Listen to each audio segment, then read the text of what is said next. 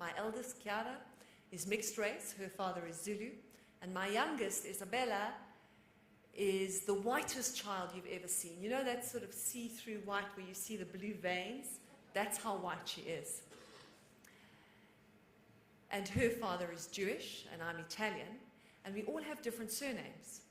So when we travel on an airline, nobody believes us that we're one family, so they always seat us apart, you know, the Levitases and the Pattas and the Mzizis. But we are a family. We are a uniquely South African family. My children go to school with children of all different races, and they all have the same snotty little noses and the same little heartbreaks. You know the heartbreak of the threesome when you're 4 years old? It's very difficult to play with anyone other than one other person because the third person's heart is always getting broken. They don't see race in the way we do. My eldest was trying to describe somebody at school, and she was saying, you know that boy, he always wears a red shirt, his name's Michael, and he always carries a soccer ball. I said, what does he look like? And she couldn't describe it. I said, okay, point him out to me at school. She points him out. This child's the blackest child I've ever seen. Like blue, black, navy, black, black. I'm like, he's very black. She said, oh, is he? They don't see race in the way we do. You know, when our Italian cousins come to visit, you know how precious Italians are. Cover up, you know, put the jersey on, it's cold outside, wear shoes, don't swim for 20 hours, don't swim for 20 hours after you've eaten. You know how they are. My children go outside, they play in the sun, they literally sun-kiss, they're eating the worms, they're running barefoot, they're not afraid of the dark, thanks to Eskom. And they're not afraid to look you in the eye and tell you exactly what they think. And quite frankly, they don't think too much of me. My eldest was watching me on television the other day. She said, I've got 2 words for you, Mama. And I'm thinking, okay, here, the love's going to come. You're great or something. Split ends. And then I'm faffing, and I'm not really watching the show because I've seen it 20 times, and I'm just watching it go out on air. I don't always let her watch Third Degree, by the way. Sometimes it is age appropriate. I'm making tea, and she says, do you also find your show really boring? They're not afraid to dream big, as only African children can. We had a terrible tragedy. Our little kitten was killed by the next door neighbor's dog, and we were all sobbing. I said, don't worry, my babies, we're going to get another cat. After about 2 days, my youngest comes, and she said, you know how children are, they're quite ruthless. They get over things very quickly. I've been thinking, I don't think we should get another cat. I'd rather have a giraffe. And she'd worked it out. The giraffe could kick the dogs should they attack again. And bonus, she could ride it. I didn't have to take it to school anymore. Our children dream big African dreams, and they know the difference between right and wrong. It's an incredible place to bring up children. South Africa. My 9th point is that we are, I think it was Danny Jordan who said that South Africans are slow to believe, but when we believe, we are true believers. And it's so true, isn't it? Think about the World Cup. We bitched and moaned and, oh, we're not going to be ready, na. And we're a peculiar bunch, South Africans. We only love ourselves when other people love us. So it takes foreigners to come here and, oh my God, you've got such fantastic weather, it's so great. Like, yeah, actually, we are quite great. We don't love ourselves until other people love us because we don't see what is right in front of us.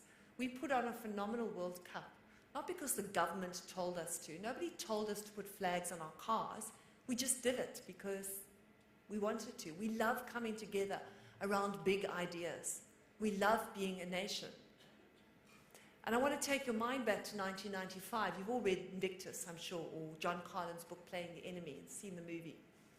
Nelson Mandela had just become president, and he calls Francois Pienaar into his office, this big, blonde, burly son of apartheid.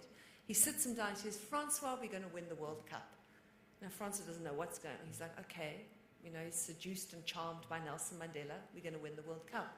But Mandela had a problem. He now had to convince his own people. So he goes to a big meeting of the ANC, says we're going to win the World Cup, and we're going to unite the country around rugby.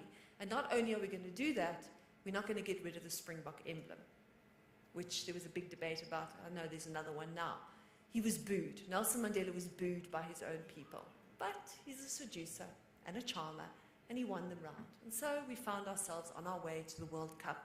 And something interesting started happening. We started winning, right? And it was quite a nice feeling, wasn't it?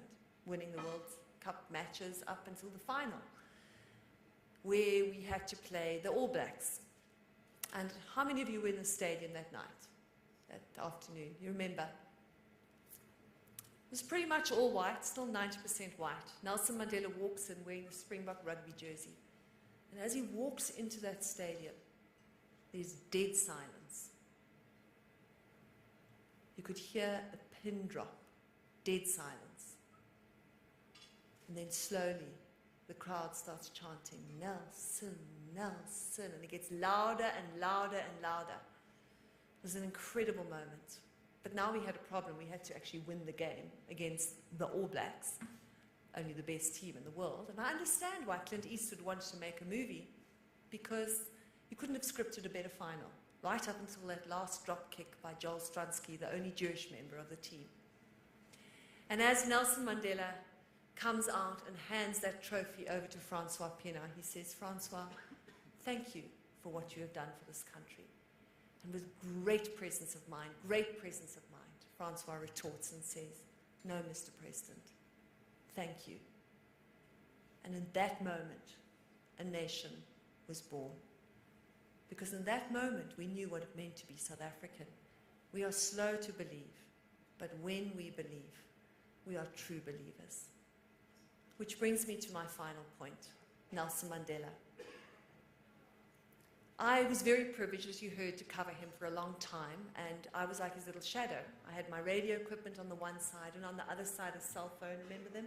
Those giant Nokia things that we got, we were so excited. Very useful in the townships, dangerous weapons.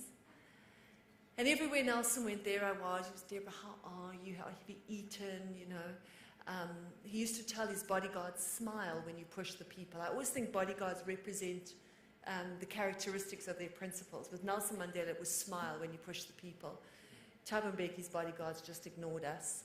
Jacob Zuma's kick us out, and Robert Mugabe's tend to throw us in jail generally. But Nelson Mandela told his bodyguards to smile when they pushed us out of the way.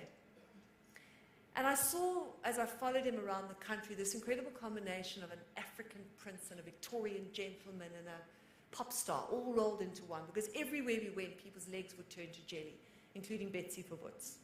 But that isn't it. That isn't what makes Nelson Mandela great. And it's not his reconciliatory spirit, which is truly remarkable.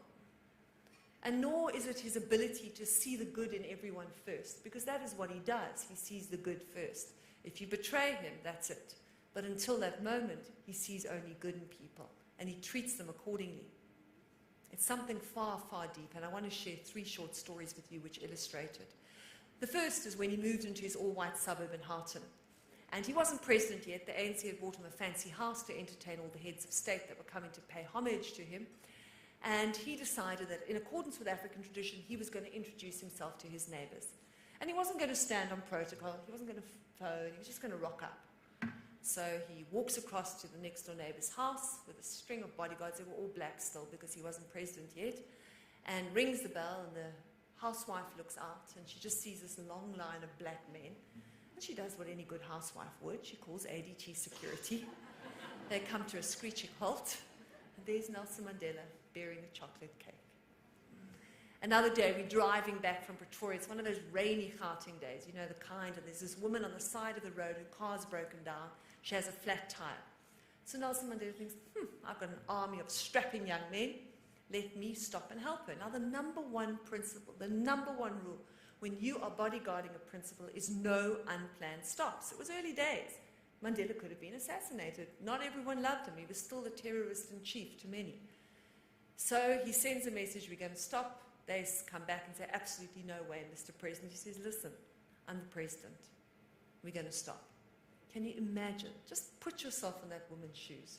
Can you imagine her surprise when she looks up from the flat tire and she sees this elderly black gentleman in a long black coat carrying a black umbrella saying, may I help you?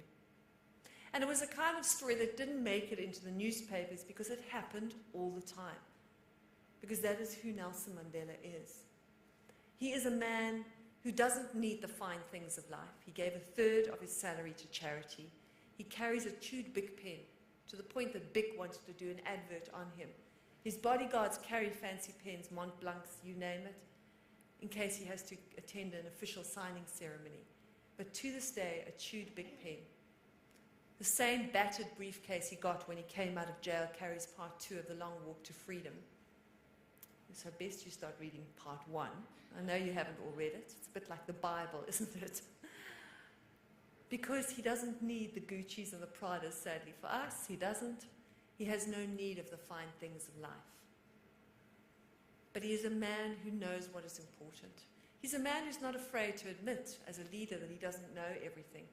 I was at his house once, this time to see Grassa Michelle, and he comes in and says, "Hello, Deborah, how are you?" "Fine." "I'm sorry I can't stay. I've got to go and meet the Spice Girls." I'm like, "That's cool, Mel Beam. I'll have a great time." And as he gets to the door, he turns around and he says, "Deborah, who are these Spice Girls?" Of course, half an hour later, "Yeah, it's the happiest day of my life." He was a man who was not afraid to admit that he didn't know everything. Because that's what a leader does. Sometimes I suspect he did know and pretended not to know, to put others at ease. But he knew the important things. If you ask his bodyguards what the fundamental difference is between the de Klerk and the Mandela era, they will tell you, de Klerk never knew our names. Mandela knows the names of every single one of his bodyguards and their wives, and when their wives are expecting children. Because the thing that makes Nelson Mandela great is that he understands that the art of leadership is about servanthood, that being a leader is to be a servant, and that to be a leader, you have to be humble. It is his humility that makes him so great. Nelson Mandela, born of South African soil, shaped by our South African experiences. We gave the world Nelson Mandela, and that is why our country is so great. Thank you.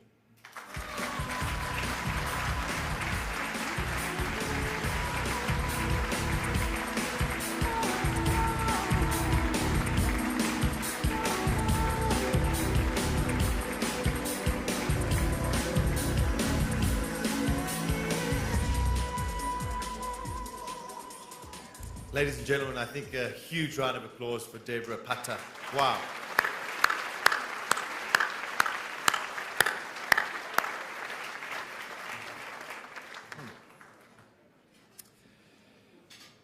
Phew, that's a tough act to follow.